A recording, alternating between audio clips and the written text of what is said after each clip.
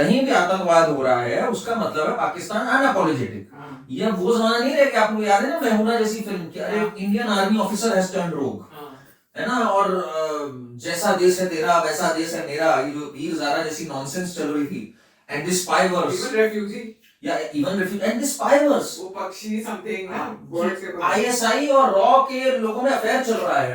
And Katrina Kaif है और मतलब वो बुरके से बाहर नहीं निकल रही है, वो बिकनी में बीच पे है, she is a Pakistani ISI, और अगर पठान जाएगा तो आईएसआई वाली भी आएगी, वो टाइगर जाएगा तो जोया भी आएगी। नॉनसेंस इज ओवर, है ना। And जैसे पायल जी, there are two very big issues that you just touched in the first 10-15 minutes only. One is this caste thing that you touched, and the other is this cinema thing कि क्या धुरंधर का importance. I think Dhurandhar is a landmark film. मतलब Indian cinema की जब history लिखी जाएगी, there will be a pre-धुरंधर and a post-धुरंधर period. Absolutely. Because एक पूरा जो कमाल था, जिसका पता नहीं 50-60 साल में तो कहूँगा आजादी से पहले का कब्जा था इसके ऊपर, that has been broken. Similarly, we are seeing a watershed moment right now with regards to caste. There's a huge parallel going on. And I want to touch upon this because आपके viewers को पता होना चाहिए. अक्सर ये सवाल रहा है, I think आपके भी दिमाग में रहा होगा, मेरे भी रहा. And I did some research on it.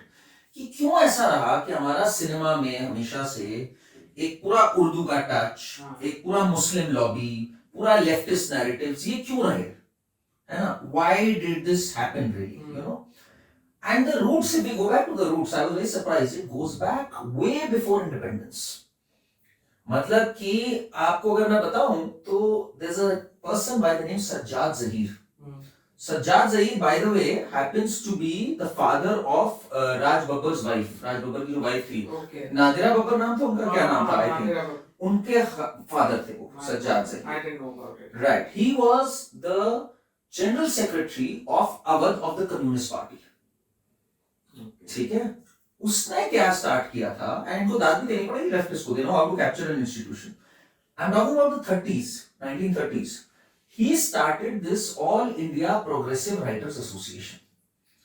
इसका नाम एक मुस्लिम था, मैं इस समय भूल रहा हूँ, तरक्की पसंद मुनफ्फिन ये हिंद, कुछ ऐसे करके नाम था इसका. एंड उसमें इन्होंने कविताएं लिखी थी अंगारे, जिसमें इन्होंने रेवोल्यूशन की बात, and he happened to be a Muslim but communist party का Muslim. This entire Progressive Writers Association में इसने फिर खूब अपने साथ राइटर्स जोड़े. मतलब इसने ज्यादातर predominantly Muslim but some Hindus भी तो कुछ कमाल के रहे हैं हमारे ना. तो उनमें एक था ताराचंद.